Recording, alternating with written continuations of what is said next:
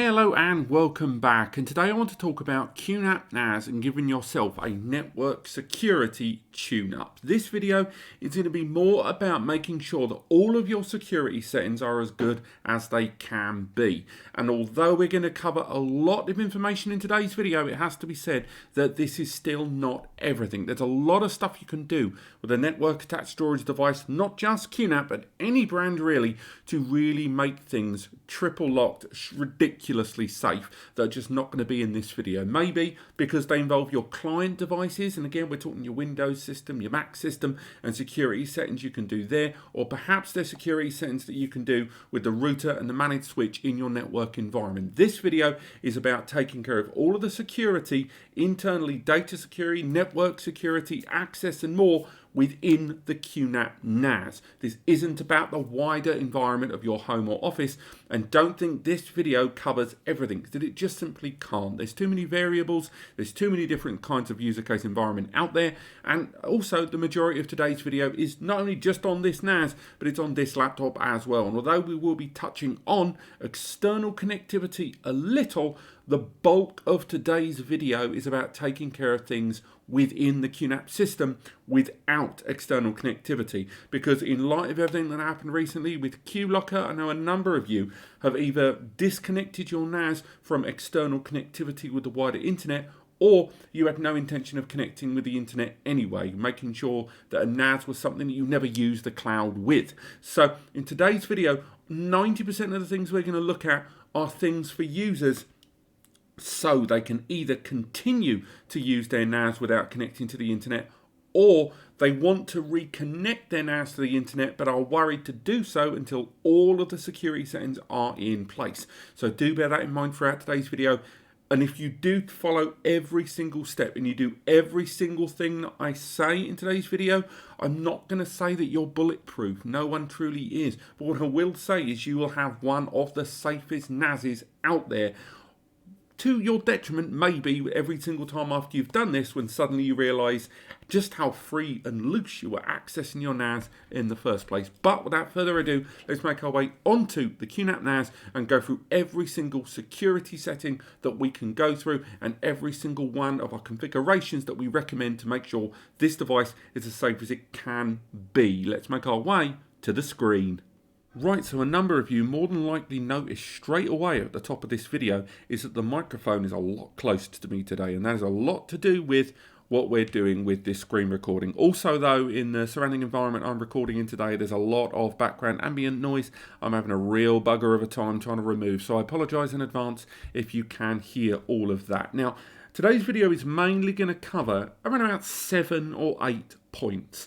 We're going to go through user login settings. We're then going to go on to firmware and security, the thing that QNAP were banging on with after the QLocker ransomware stuff, which I believe isn't the whole real thing here, let's be honest. 2, we're going to go into the notification center and go through how exactly the NAS can let you know when there's irregularities as quickly as possible. Then we're going to be looking into application updates, and from there we're going to make our way into online services, such as taking advantage of the firewall and taking a little bit more of a look at my QNAP Cloud and how to get an SSL certificate up and running on there. But let's start things off immediately with the business of connecting and access. Now, once you've logged into your NAS, I've installed a bunch of applications here. It's worth highlighting that a number of people aren't quite aware that if you go up to the top here and select the Options tab, from here you can actually change a number of key login sessions. Now, right now I am using the admin account, and one of the early things you can maybe choose to do is not use the admin account liberally. If you do want to create a new account, go into the control panel as you see here on screen, make your way into users, and you can create a sub-user who has a decent amount of control. This is a user who has a lot of the access, but none of the core damaging access. This is a user that you can say has access to certain folders, certain applications, and just has certain privileges within your system. And if there's areas of your data you don't want it to have access to, such as a user that has access to configurations but not data, or vice versa, this is something you can set up here. So although I am using the admin account, which is technically not really something you should be doing, it is going to make things a lot easier to show you guys a lot of the settings and things to change with this account. Just bear in mind that after you've done all of these things, do head into the control panel and create a new account that you use more day to day that doesn't have the power of the admin account unless you actually need it.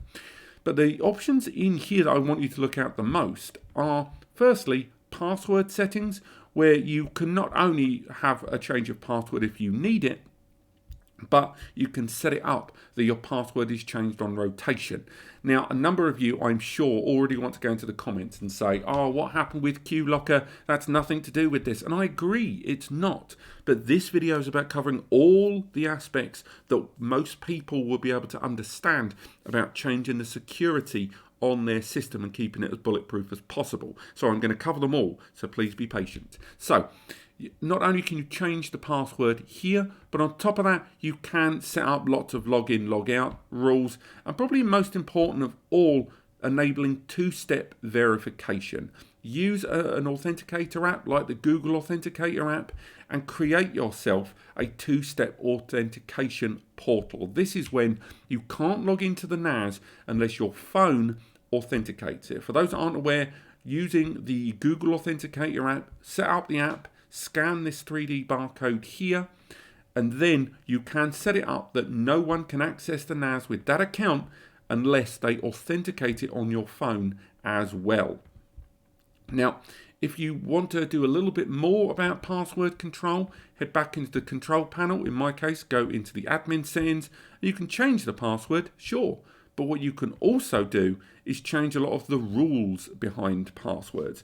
You can go ahead and set it so that as far as passwords are concerned, that password has to have certain rules with regards to characters, special characters, how often it's rotated, and more. So these are all things that you can change. We'll be coming back into the control panel later on.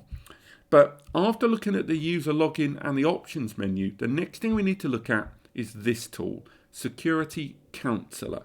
Now, Security Counselor weirdly isn't an app that is available by default on all NASs. It's quite a demanding little app comparatively, but it is available to download directly from QNAP's website here. Security Counselor allows you to have a one portal viewpoint of your NAS. And as you add some of the key protection applications on the NAS, they all appear here.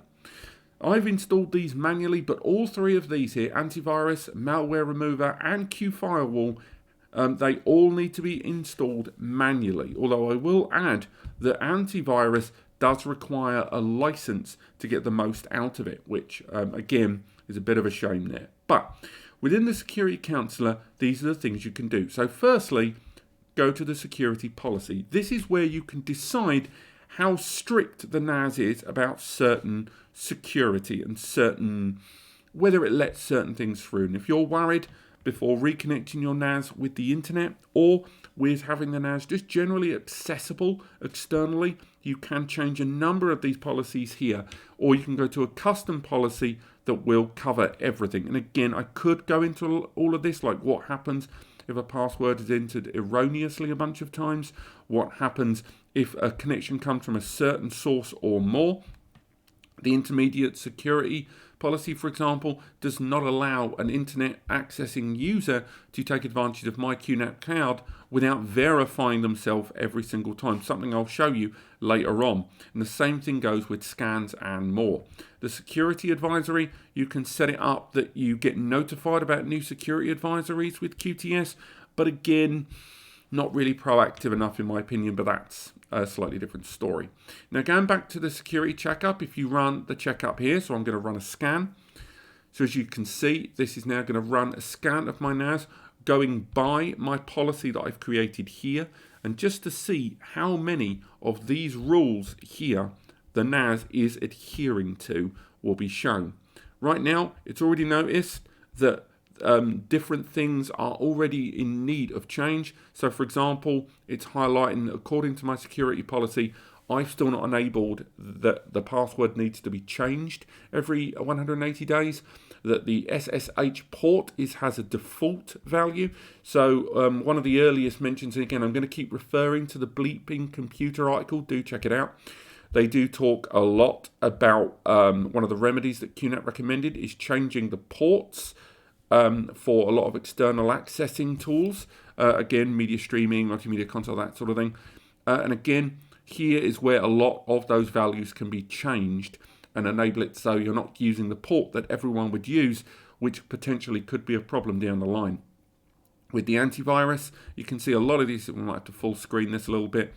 We can see that along with those issues of port connections, we can see that push notifications for firmware updates haven't been enabled, something we'll talk about later on. And the same thing goes for all of this. Now, a lot of these come down to two very preset values. One is the idea that ports are all set to default. Now, that's not a huge surprise. When a number of these services are set up, they need to have a default value. And a lot of the time people don't change them because they don't really know what they're doing. But if you set a security policy that's particularly strict, and you can go higher, remember, there is another tier higher of security, then this will allow you to go through this checkpoint and change a lot of these options. And the ports, you can change, but know what you're doing before you muck around with ports. And I don't think I'm going to advise you on this video, at least, to change those ports without you understanding exactly what you're changing. The same thing goes for push notifications. Do bear in mind that you will need to add either the mobile application for these push applications or a relevant email address, something I'm going to show you in a little while in the notification center. But as you can see, it's saying everything else is fine. And of course, what you do after this information comes through in the notification center we look at later. Now, in the antivirus is available to install for free, but it's worth highlighting that a number of the key features, and again, you can create a schedule here, a lot of the key features do require a license from McAfee themselves. But for now, if you are going to install it, again, this will at least tell you if there's a virus. It won't it won't protect you in the same way ransomware will, but you can set up this schedule here. Sorry, got a bit of a frog in my throat there. So yes, you can set up a schedule. Personally, I generally set a schedule every single day, normally in the middle of the night when everyone's asleep. So I'm going to go with 1 a.m.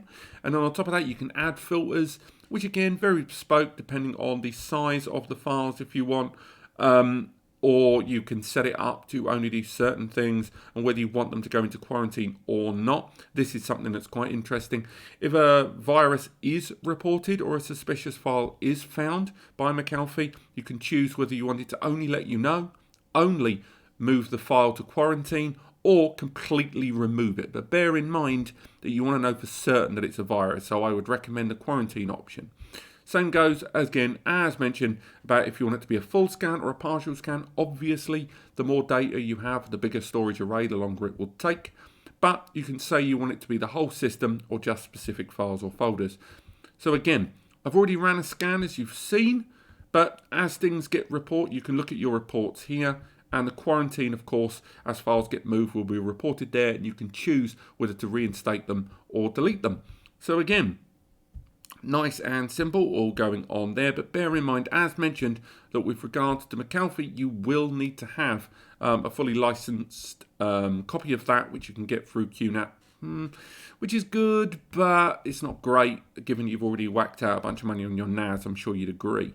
So that's the McAfee there running in the background, and we've got that on the schedule. Next, malware remover, of course. We can run a schedule on the malware remover, and that's going to scan there. Malware remover has its very own UI. So if we go for the malware remover tool there, we're able to see that while that's scanning there in the background, we can set up the settings there. Again, I've set a schedule. You can set a schedule there. I'm going by 1 a.m. again.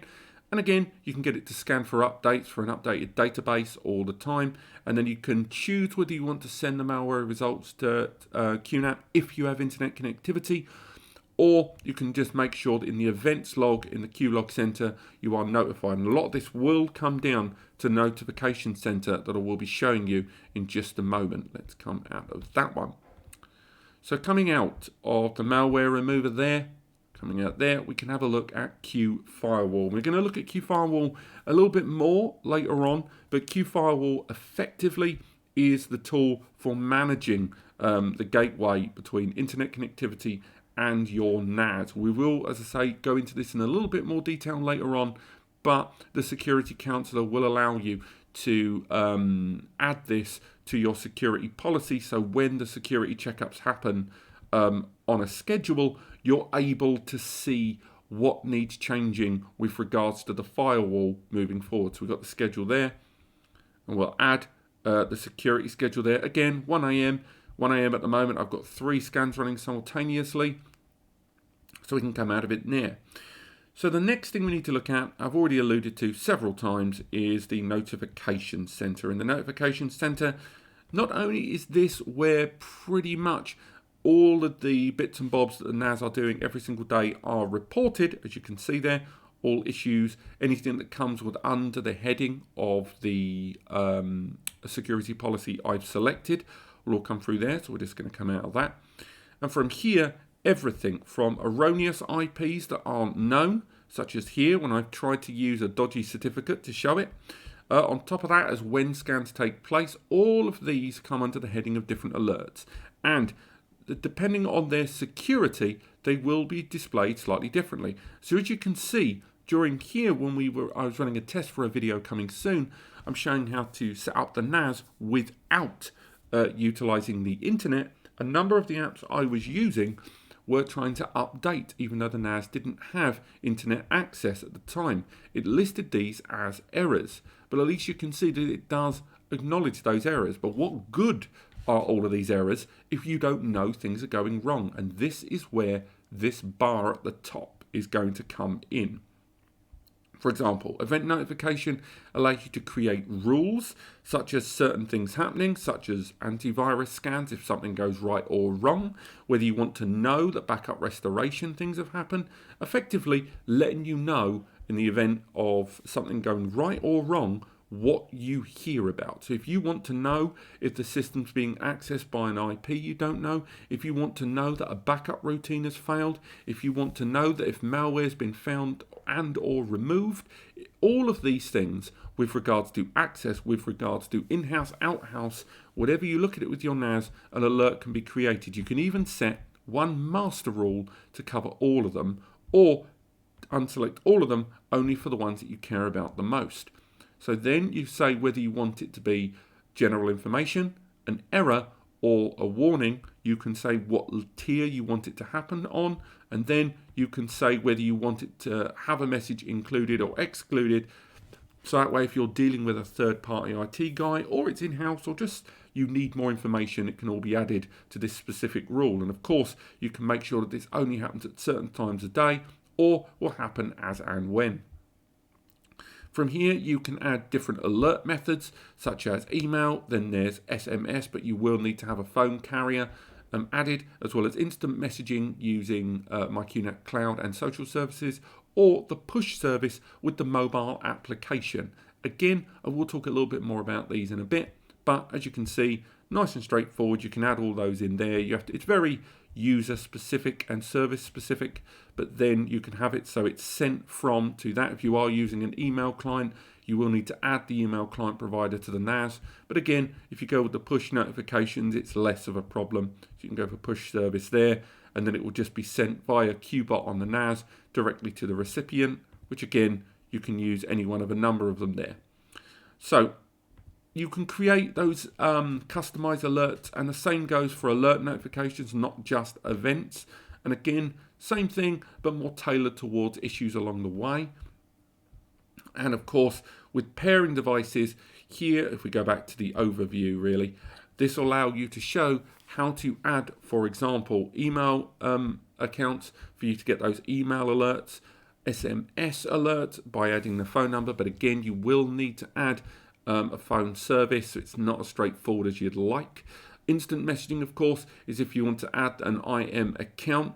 and there's quite a few to choose from, but again, you can add the ones such as Facebook and Skype quite easily there.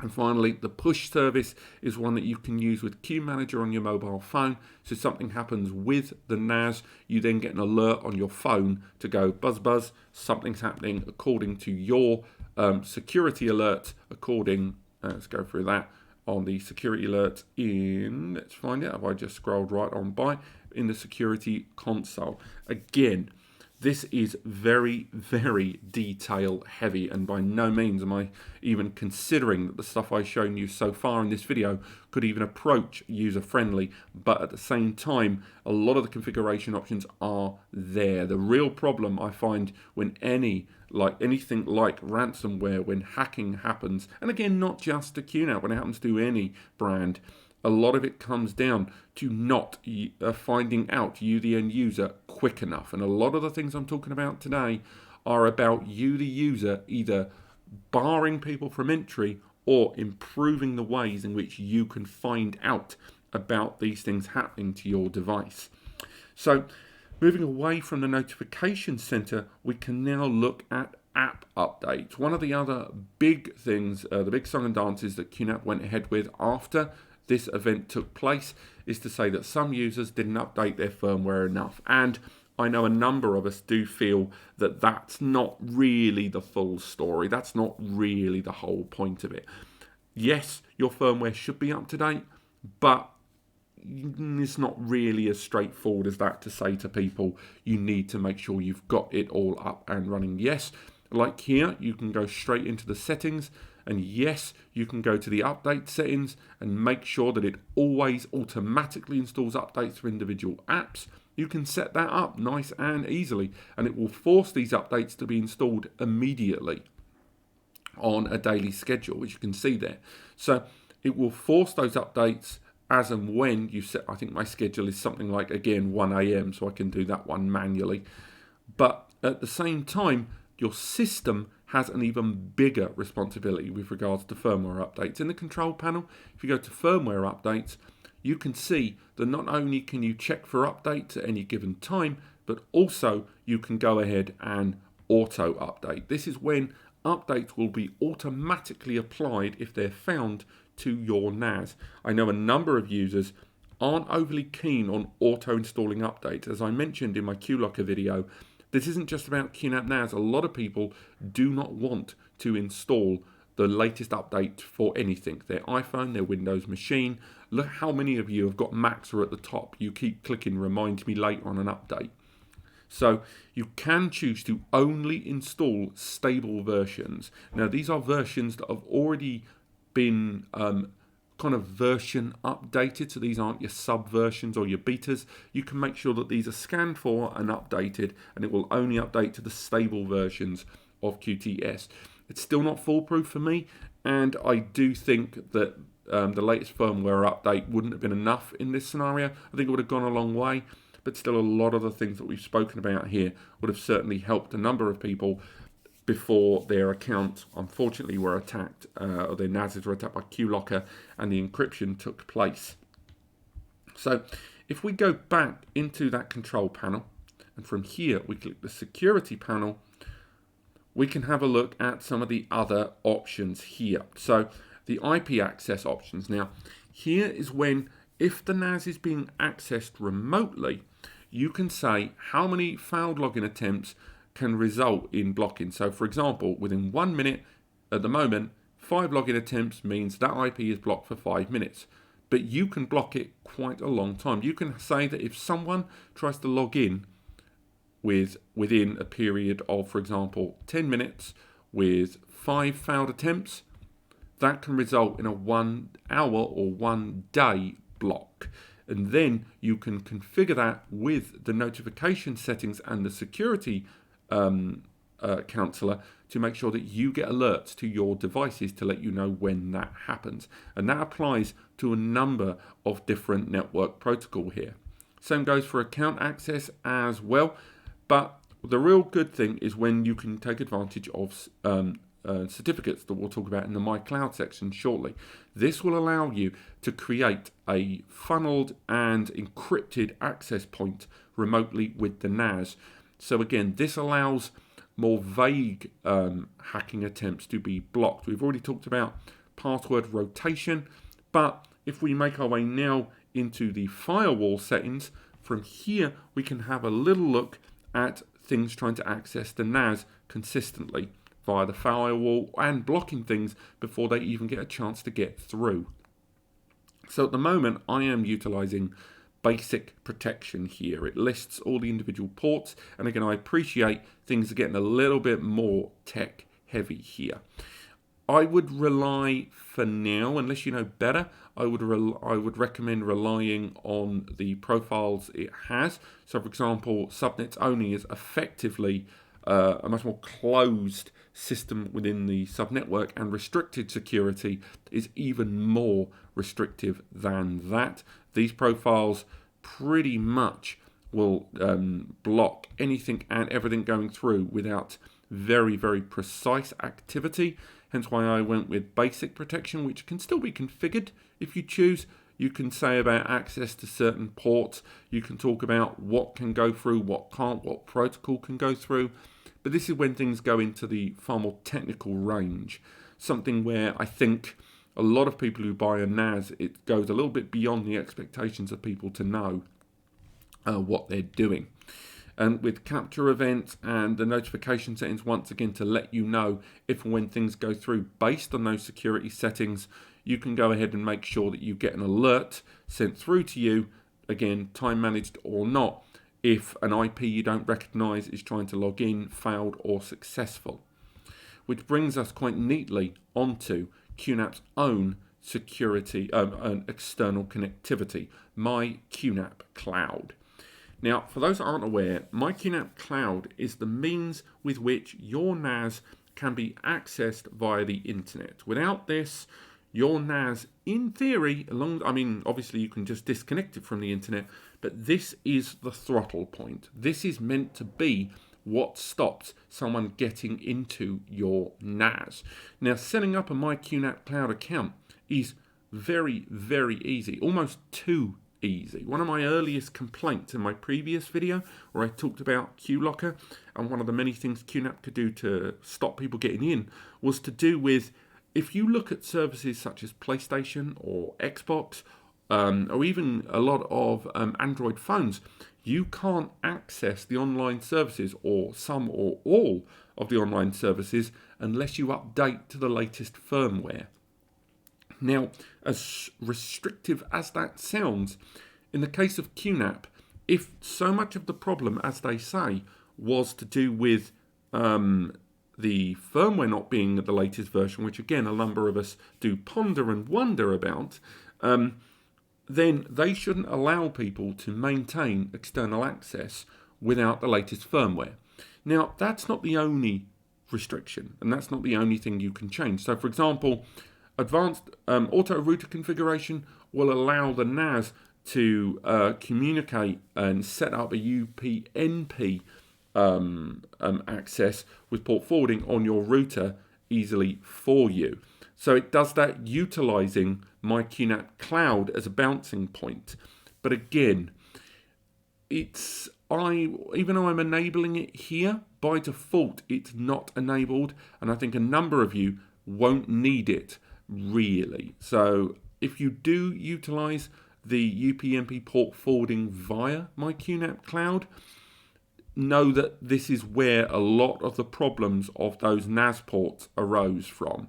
So do bear that in mind. Now, the My DDNS settings is where you talk about how you bounce from the QNAP Cloud to access your NAS. One of the things that's quite interesting, of course, is because the SSL certificate, which you can pay for a QNAP certificate or get a completely free one from Let's Encrypt, nice and simple, that means that when you try to access your NAS remotely, such as in the case of this NAS, if we go into this one here, and we'll access the NAS remotely, so let's go into the overview even. From here, we can see that this is our external connection we've created with my QNAP Cloud. If I copy that, open a new tab and log in, the first thing it's going to ask me to do is verify who I am, because as far as my security credentials are, I'm anonymous, I've not identified myself, and it forces me to have to log into the NAS with my QNAP Cloud account here, which again, it doesn't fully solve the problem, but at the very least, it does restrict access and forces them to use pre-designated routines, emails, password, login information, rather than relying on a backdoor policy there. And again, a lot of this is about having layers, as many layers as possible and as many unique layers as possible. And those ports are only a small part of it. The QNAP Cloud, you can see, you can set it up with access to credentials, and as long as you've got the two-step verification locally working in conjunction with the SSL certificate, which again, all that's doing is allowing encrypted remote access. It doesn't act as a means of restricting access remotely. It's still better than nothing with regards to allowing or if you've ever used a connection remote access to your NAS, making sure that a lot of the security information wasn't captured along the way. But again, a lot of today's video, once again, has been about adding as many layers as possible to your security protocol. The big takeaway of this video that you guys need to take on board right now is if you don't feel that your QNAP NAS is safe online, get it offline.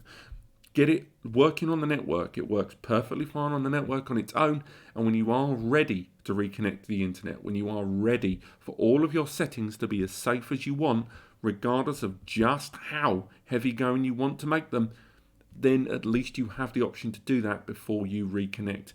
But as I mentioned at the start of the video, once you access everything to the highest security settings, do know that you are going to encounter friction. You aren't going to have the smooth sailing access that you once had. You can't have 100 hurdles and 100 walls between you and the outside world and then be surprised that logging in can be a right old bugger. Thank you so much for watching. I do hope that we see some more resolution to QLocker very, very soon. This video, unfortunately, is going to be far more beneficial to those of you that weren't impacted by it and just want to make sure that they've ramped up their security. If you were a victim, then do talk about it in the comments. Maybe you've had a resolution. Maybe you've learned more. It's always great to share this with other users along the way. Thank you so much for watching. Do enjoy this. I've got another video coming soon where I'm going to look at backup routines, snapshots, and more. So you can bulk up your backup routine in case something like this happens again. Click like if you've enjoyed the video. Subscribe to learn more. I'm going to get a drink of water before my throat gives out, and I will see you next time.